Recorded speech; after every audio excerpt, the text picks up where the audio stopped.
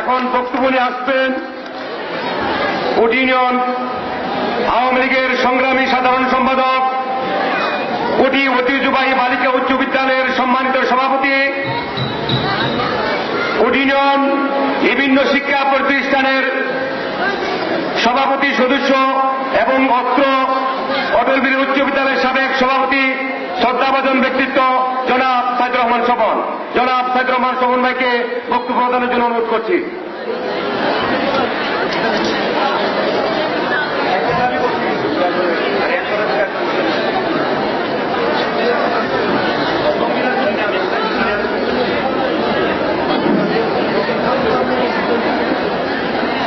মহান বিজয় দিবস উপলক্ষে কুটি অটল বিহারী উচ্চ বিদ্যালয় কর্তৃক আজকের এই আয়োজন। আজকের আয়োজনে সম্মানিত সভাপতি, উপস্থিত আজকের প্রধান অতিথি, বিশেষ অতিথি, সম্মানিত অতিথিবৃন্দ, উপস্থিত বিদ্যালয়ের ম্যানেজিং কমিটি, উপস্থিত মুক্তিযোদ্ধা ভাইয়েরা, উপস্থিত শিক্ষক শিক্ষার্থী মন্ডলী, আমার প্রিয় ছাত্রছাত্রী ভাই বোনেরা, আসসালামু আলাইকুম। আমি এমন একটি সময়ে বক্তৃতা দিতে উঠেছি যখন আমি দেখছি যারা শুনছে তাদের 90% আর শুনতেছে না, সাইড টক করতেছে, যার জন্য আমি বিশেষণ অনেক কমিয়ে ফেলেছি দুটি কথা বেশি বলার জন্য। আজকে যে জিনিসটি পূর্ববর্তী বক্তারা অনেকক্ষণ বলেছে, আমি এটা রিপিট করব না, কারণ রিপিট করলে কারো সুনাম বৃদ্ধি হয় না। আর এমনি পুরা কল্পা করাতে একটি জনশ্রুতি আছে, আমার আর লিটনের একটা শ্রেষ্ঠ জুটি। এতে করে আজকে মুখলেছুর রহমান লিটন যে কারিশমা কুটি অটল বিহারী উচ্চ বিদ্যালয় দেখিয়েছে, সেম কারিশমা আমাদের কুটি শিশু নিকেতনেও দেখিয়েছিল, যার পুরস্কার স্বরূপই আজকে কুটি অটল বিহারীর সভাপতি এবং আজকের এই কারিশমা।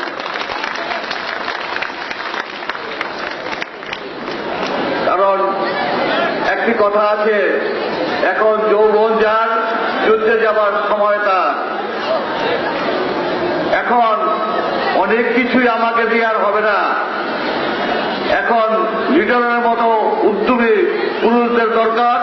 আমি ছাত্রদের উদ্দেশ্য করে বলবো, যারা আজকে তোমরা শুনতেছ, তারা এর থেকে শুধু লিটন সাহেব এবং গুডগেটন শুনো না, তোমরা নিজেরা প্রতিষ্ঠিত হবা, দেখবা যে তোমরাও যেন ভবিষ্যতে এরকম একজন লিডার হতে পারো, এইরকম মনোবৃত্তি তোমাদের মধ্যে পূর্ণ হতে হবে।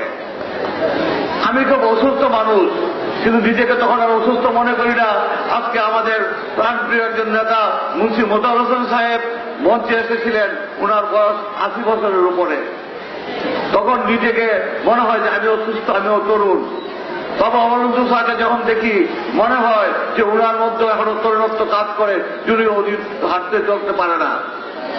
আমার মধ্যেও এরকম স্পিড আছে, যদিও বয়সের মানে অসুস্থতার কারণে অনেকটা নুচু হয়ে গেছি, কিন্তু মনের জোরটা অনেক আছে।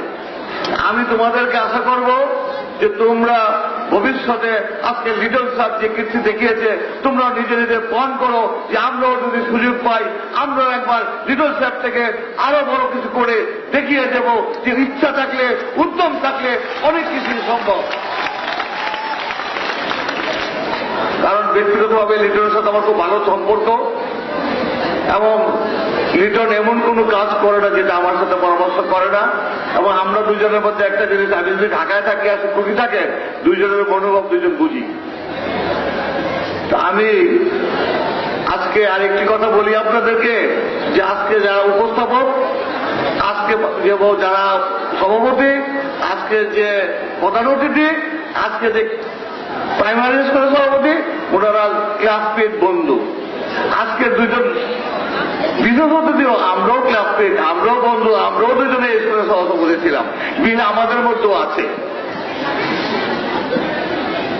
আমি খুব শর্ট করে কথা বলতে চাচ্ছি, যার জন্য হয়তো কথা আপনাদের বুঝতে অসুবিধা হবে, কারণ সময় সংকীর্ণ। আমার পরে আরো বিশেষ অতিথি বক্তব্য দিয়ে প্রধান অতিথি বক্তব্য দিবে, যার জন্য নামাজের টাইম সম্ভবত আমি সময় বেশি নেব না। কিন্তু ইচ্ছা ছিল আজকে যে স্কুলে লেখাপড়া করেছি, যে স্কুলে একসময় পরিচালনা করেছি, এই স্কুলে কিছু কথা বলতে পারবো। আমি অত্যন্ত বিশেষ কাজ আজকে ঢাকা ফালিয়ে আজকে থেকেছিলাম যে কিছু কথা বলার জন্য।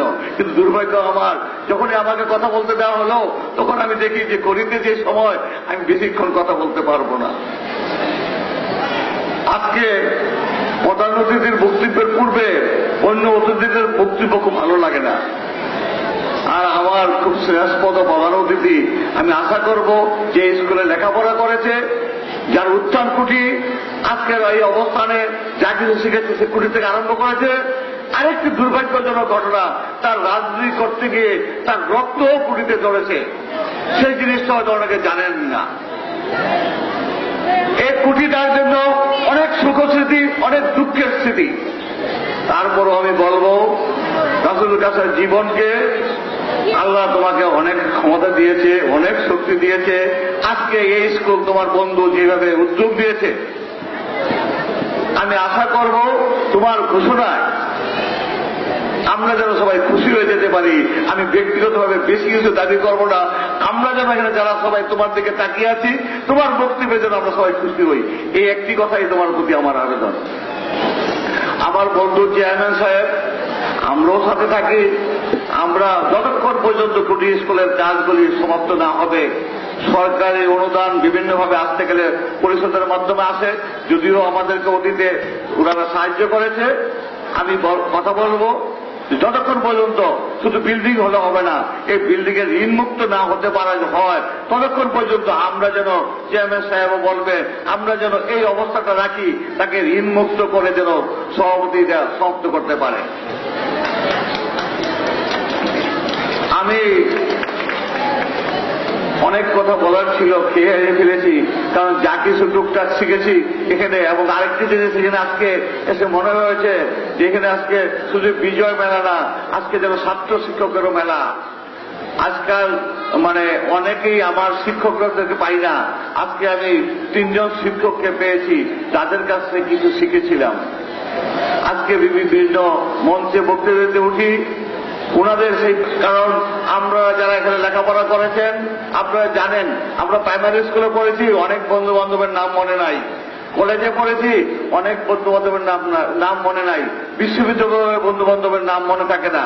কিন্তু যারা হাই স্কুলে পড়েছে, হাই স্কুলের বন্ধুদের নাম কেউ কোনোদিন ক্লাস করতে ভুলে না।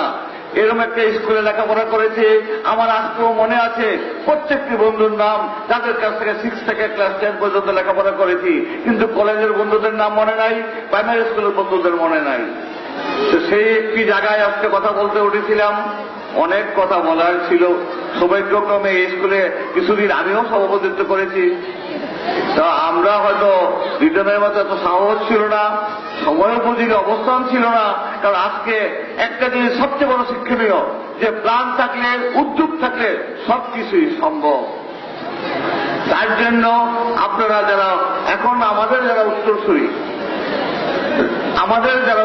যারা পরবর্তীতে আসবে বিভিন্ন প্রতিষ্ঠানগুলিতে, তাদেরকে শিখতে হবে।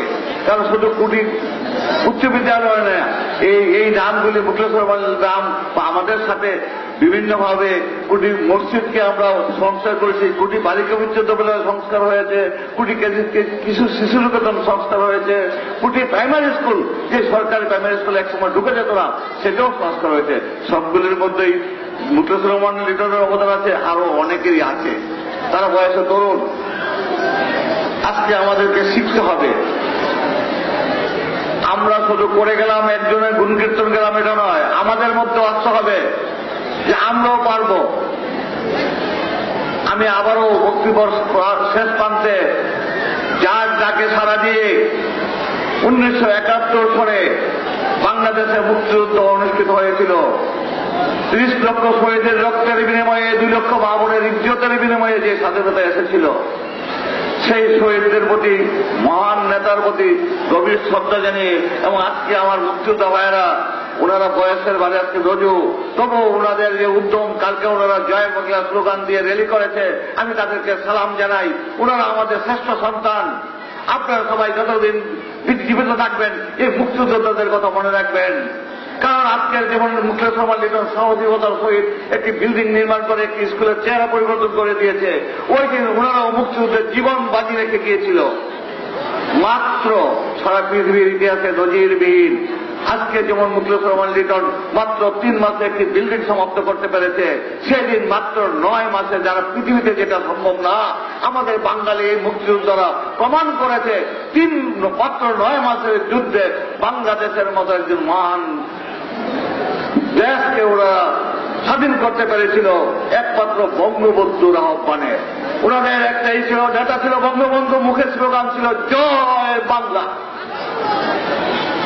আমি আবারও তাদের প্রতি শ্রদ্ধা জানিয়ে এবং আজকের অতিথিবৃন্দ যারা উপস্থিত হয়েছিল, যারা এই মঞ্চকে সাফল্যমণ্ডিত করেছিল, তাদের প্রতি আমার কৃতজ্ঞতা জানিয়ে এবং এই স্কুল আজকে যারা ম্যানেজিং কমিটির সভাপতি সহ সদস্যবৃন্দ, শিক্ষক শিক্ষার্থীবৃন্দ এই অনুষ্ঠান আয়োজন করেছে, বিজয় দিবস আজকে সুন্দর করে অনুষ্ঠান আয়োজন করেছে, তাদের প্রতি কৃতজ্ঞতা জানিয়ে আমি আমার বক্তব্য শেষ করছি। জয় বাংলা, জয় বঙ্গবন্ধু।